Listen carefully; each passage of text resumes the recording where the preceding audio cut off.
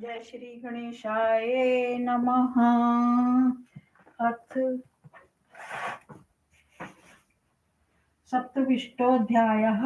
पूर्वात्युवाच ऋणुजिते द्विजेन्द्र जटिलमद्भृतं निखिलं खलु संख्युक्तं मेद्य यत् सत्यं तथैव न चान्यथा मनसा वचसा साक्षात् कर्मणा यति भावतः सत्यं ब्रवीमि नो सत्यं वरतो वे शङ्करो मया जानामि दुर्लभं वस्तु कथं प्राप्ते मया भवेत् तथापि मन औत्सुक्यात् तेद्य तपो मया ब्रह्मोवाच इत्युक्त्वा वचनं तस्मै स्थिता सा गिरिजा तदा उवाच ब्रह्मन् शस्त्रं तच्छ्रुत्वा पार्वती वचः ब्रह्मण उवाच एतावत् कालपर्यन्तमेच्छा महती हव्युतः किं वस्तु काङ्क्षति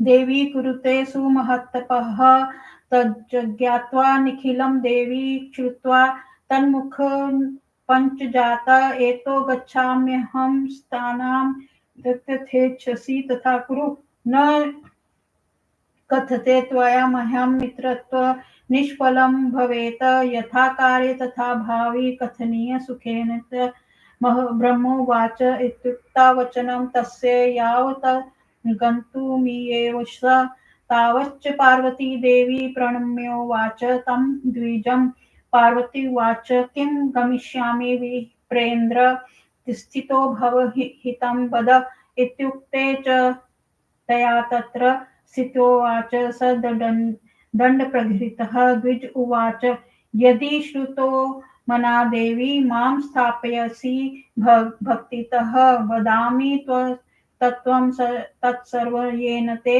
वयुन् भवेत् जानाम्यहं महादेवं सर्वथा गुरुधर्मतः प्रवदामि यथार्थं सावधानतया ऋणु वृषध्वजो महादेवो भवस्य दिव्यो जटाधरः व्याघ्रचर्माम्बरं धरः सवितो गजकर्तिनां कपालधारी सम्भेदे सर्वगात्रेषु वेष्टति विशुदिग्धो भक्त्या भक्षो विरूपाक्षो विभीषण अव्यक्तजन्मा सततं ग्रहभोग विवर्जति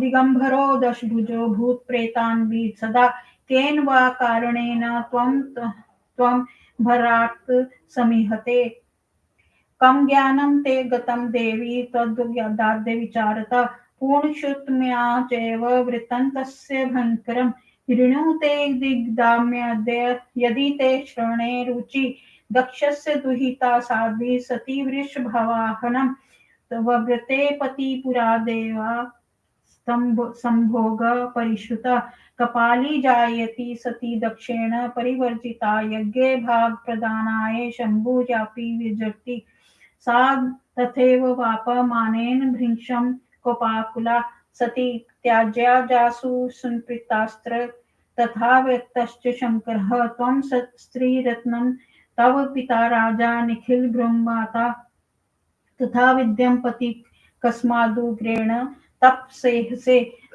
दत्त्वा सुवर्णमुद्राश्च गृहीतु काचीहित्वा च चन्दनं शम्भुकदर्म लेप्तुमिच्छसि सूर्यतेज परित्यज्य खद्योदधुतिमिच्छसि चीनांशङ्कुमविहाय चर्माम्बरं रमिहेच्छसि गृहवासपरित्यज्य वनवास समीहसे लोहमिच्छसि देवेशि त्वया शेवधिमुत्तमम् इन्द्रादिलोकपावनं हित्वा शिवमनुवृता ते नेतसुप्तं हिं लोकेषु विरुद्धं दृश्येऽधुना कं त्वं कमलपत्राक्षी कासो वेत्रिविलोचनं शशाङ्कवदनातं च पञ्चवक्त्रं शिवस्मितः वेणी शिरसि ते दिव्या सम्प्रवीणा विभासिता जटाजूटशिवस्य प्रसीदतं परिचक्षे चन्दनं च तव दीयक्षे चिता भस्म शिवस्य च कं तु कूलं तव दीयं वे शङ्करं कं गजार्जिनम् कम भूषणानि दिव्यानि कम सर्पा शंकरस्य च कम चरा देवता सर्वा कम च भूतवली प्रिय कम वा मृदंगवाचत्व कम तंगुमस्तथा कम च भेरी कला पक्ष क च शंकर व शुभः क च दंगा मये शब्दो गलनाद कम चाशुभ भवत्याज्य शिवसेव न युक्तं रूपमुक्तम यदि द्रव्यं भवेत् तस्य कथं स्यात् स दिगम्बरः वाहनं च बलिवर्द सामग्री कापि तस्य न वरेषु ये गुणा प्रोक्ता नारीणां सुखदया का तस्मध्ये हि विरूपाक्षे एकोऽपि न गुणस्मृतः तपा तवापि कामोदयितो दुग्धस्तेन हरेण च अनादरस्तादादृष्टो हित्वा त्वामत्यो गता जातिर्नय दृश्यते तस्य विद्या ज्ञानं तथेन च सहायश्च पिशाचा हिं विषं कंठे हिं दृश्यते एकाकी च सदा नित्यं विरागी च विशेषतस्तस्मान्तव हिर्हरेणेव मनो योक्तुं न चाहर्षि कं च हरास्तपदियो वेकं च तमन्मुण्डमालिका अङ्ग्राक अंगरागम कम ते दिव्यम चिताभस्म कम तत्त्वनो सर्वविरुद्धं रूपादि तव देवी हरस्य च हयं न रोचते वेदत यदि सचि तथा कुरु असदस्तु च यस्मि कस्मिंचित् तत्सर्व स्वयमीहसे निवर्ते मनस्तमसानो चेदीच्छसि तत्कुरु ब्रह्मोवाच इत्येव वचनं श्रुत्वा तस्य विप्रस्य पार्वती उवाच क्रुद्धमनसा शिवनिन्दापरं द्विजम्। बोल श्री शंकर भगवान की जय। पार्वती जी ने कहा, हे जटाधारी विप्रवर, मेरे संपूर्ण वृतांत को सुनो। मेरी सखी ने आज जो कहा है वह सर्वथा वैसा ही है, उसमें कुछ भी झूठ नहीं है। मैंने मनसा वाचा कर्मणा शिव को पति रूप में स्वीकार कर लिया है, यह मैं सच कह रही हूँ, इसमें झूठ नहीं है। यद्यपि मैं जानती हूँ कि वह दुर्लभ वस्तु मुझे कैसे मिलेगी, तो भी उत्सुकतावश मैं तपस्या कर रही हूँ। ब्रह्मा जी ने कहा। इसमें इतनी बात कहकर गिरिजा चुप हो गई। पार्वती की बातों को सुनकर वह उस ब्राह्मण ने कहा, इतनी देर तक मेरी प्रबल इच्छा थी कि उससे वह देवी किस वस्तु की इच्छा से महान तप कर रही है, उसे जानकर अब मैं अपने स्थान को जाता हूँ। तुम्हारी जैसी इच्छा हो वैसा करो।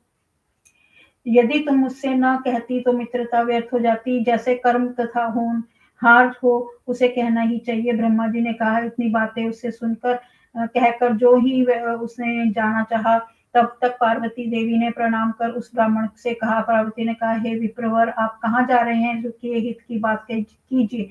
उसके ऐसा कहने पर उस दंडधारी ने रुक कर कहा। ब्राह्मण ने कहा, हे देवी, यदि तुम भक्ति पूर्वक मुझे रोककर मुझसे कुछ सुनना चाहती हो तो मैं वह सब तत्व की बात कहता हूँ जिससे तुम्हें ज्ञान की प्राप्ति हो। मैं महादेव को भली भांति जानता हूँ, वे धर्म गुरु हैं।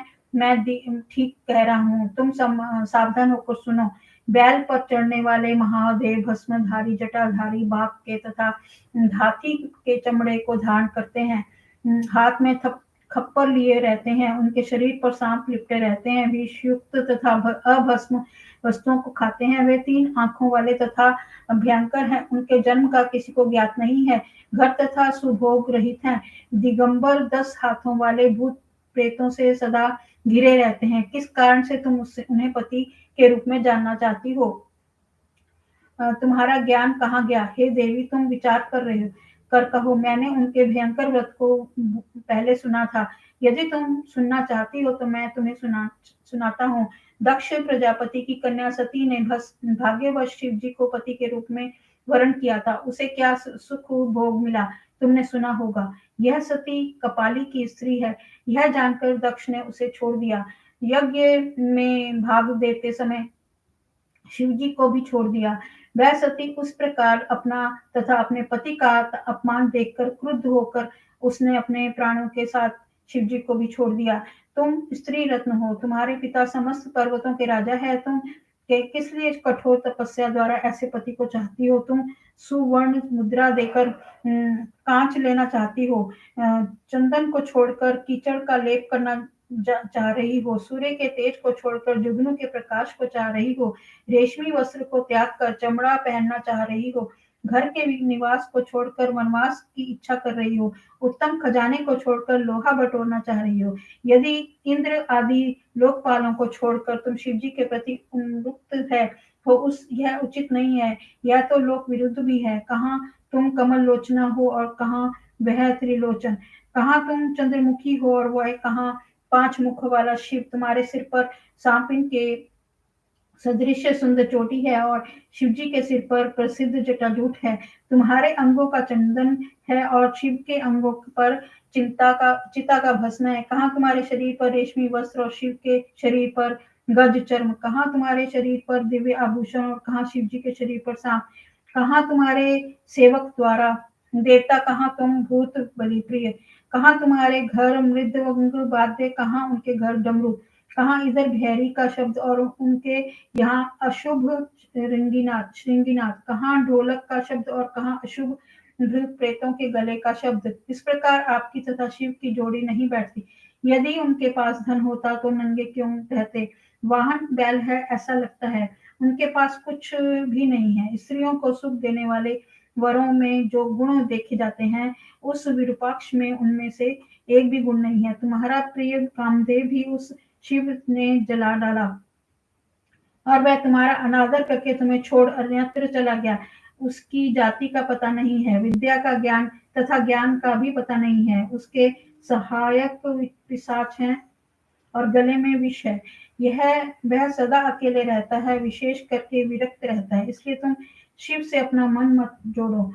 कहाँ तुम्हारे गले का हार और कहाँ शिव जी के गले का मुंडमाल, कहाँ तुम्हारे शरीर में लगा हुआ अंगराग और कहाँ उनके शरीर में लगी हुई चिता भस्म। हे देवी, तुम्हारे और शिव जी का रूप आदि सब परस्पर विपरीत हैं। मुझे तो अच्छा नहीं लगता। तुम्हारी जैसी इच्छा हो वैसा करो। जो कुछ आग्रह वस्तु है वह उन सबको तुम स्वयं चाह रही हो, उससे अब से अपना मन हटा लो अथवा जो चाहती हो वैसा करो। ब्रह्मा जी ने कहा। उस ब्राह्मण ने इस प्रकार से शिवानंद निंदा युक्त वचनों को सुनकर पार्वती क्रुद्ध होकर उस ब्राह्मण को कहने लगी। बोल श्री शंकर भगवान की जय। ओम नमः शिवाय। शिव जी सदा सहाय। ओम नमः शिवाय। गुरु जी सदा सहाय। जय गुरु जी। शुक्राना गुरु जी।